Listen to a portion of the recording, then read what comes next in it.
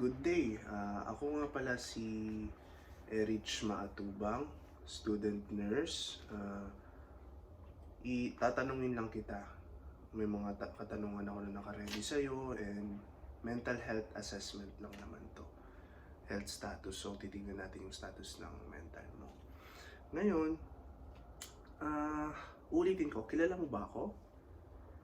Oo, ikaw si Nurse Erich. Okay. Pwede mo bang sabihin sa akin kung ano ang date ngayon? Ngayon ay May 10, 2024. Okay. Alam mo ba kung nasaan ka ngayon? Nasa ospital. Okay. Anong lugar ito? Nasang lugar tayo? Quezon City. Mhm. Ngayon, gusto kong makinig ka mabuti. Magsasabi ako sa iyo ng 3 words at gusto ko ulitin mo yun kung paano yung pagkakasunod-sunod na sasabihin ko sa iyo, okay? So makinig ka mabuti. Unang word is box. Pangalawa is glass. Pangatlo is clock. Ikaw nga? Box, glass, clock.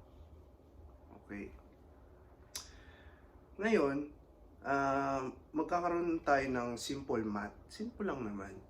So, tatanungin lang kita ng subtraction. So, ito yung tanong ko. Ano ang, what is 100 take away 7? 93. Okay. What is 100 take away 10? 90. 100 take away 60. 40. Okay. Ngayon, i-recall natin yung 3 words. Ano yung 3 words na sinabi ko sa'yo? Box, glass, clock. Okay. Okay. Okay naman.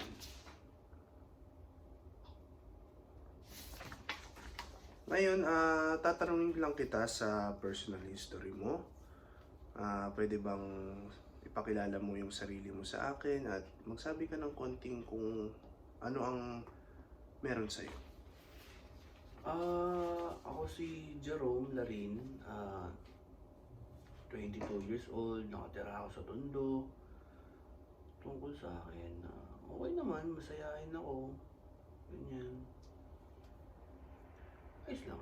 Pwede bang sabihin mo sa akin kung sino ang iyong parents or guardian na kasama mo sa bahay? Ang kasama ko sa bahay, ang originally nanay ko, tatay ko, tsaka kapatid ko. Pero ngayon nanay ko na lang. Tsaka yung kapatid ko kasi naghiwalay yung nanay tsaka tatay ko eh. Recently lang naghiwalay. Oo, ito. Okay. Pwede bang i-describe mo yung sarili mo sa akin? Wala naman masyado. Masayahin. Ganyan. Milig akong magkapag-tropa, magbisyo. Ano ang qualities na pinaka-hinahangaan mo sa sarili mo? Siguro pagiging positibo, ganyan. Okay. Ano naman ang biggest weakness mo? Siguro maging mag-isa. Nawala yung nanay ko, kapatid ko. Okay. Ano naman ang biggest strength mo? Yung matatag ako. Kahit anong bagay, ganyan. Okay. Tatanungin naman kita sa educational background mo. Ano nga ulit ang tinapos mo? Sa ngayon, tapos ako ng senior high school, grade 12. Okay. At ngayon nag-aaral ako, 3rd year na. Okay. Ano ang pinaka-highlights mo sa school na talagang highlight mo? Anong experience yun? Madami. Pero siguro yung graduate na lang ako ng grade 12. Lahat naman siguro graduation yung Okay. ano nila. Ano ang relation mo sa mga professor mo? Okay naman? Mhm. Ayos lang din naman, pero parang lagi silang mainit, ganyan sa akin. Harsh sila sa'yo? Oo, parang Okay. Sa mga classmate mo, schoolmates mo, nabubuli ka ba? ay, Or hindi. okay naman? Okay naman, ayos naman. Okay. So, tatanungin ko lang sa'yo, ano ang pinaka-critical incident na na-experience mo sa buhay mo? Insidente, siguro nung nabunggo kami. Pero matagal naman na siya nun. Nagbabike kami nun mga tropa, tapos aksidente, nabunggo kami. Yun. Okay, okay. Nabunggo kayo. Oo. Kami nabunggo, hindi kami nakabunggo. Okay. Ngayon, tatanungin kita sa ano mo, mukhang maaari ko bang makita yung sugat mo sa kamay? Sugat na naman. Huwag ka mag-alala, nandito ako para tulungan ka kung ano man ang problema na hinaharap mo.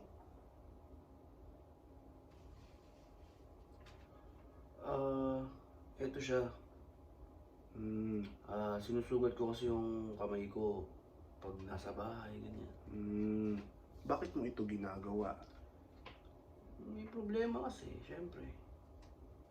At kailan mo ito ginawa?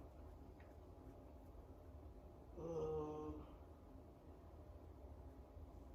Kahapon lang yata. Na naisipan mo na ba na magtangka ng magpakamatay? May suicidal thoughts ka ba? Oo, syempre. Nagawa ko na to eh. Anong ginawa mo nung nagtangka kang magpakamatay? Anong ginawa mo? May mga ininom ako na bawal na gamot, ganyan. Pero nadala naman ako sa ospital. Okay naman. So, yung mga ininom mong gamot, anong mga gamot yun?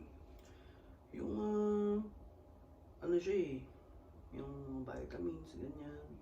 Tapos yung mga gamot talaga siya na hindi ko na inalam kung ano eh, basta alam ko nakakamatay. Kaya pag uminom ka ng marami, kaya hindi na para alamin ko.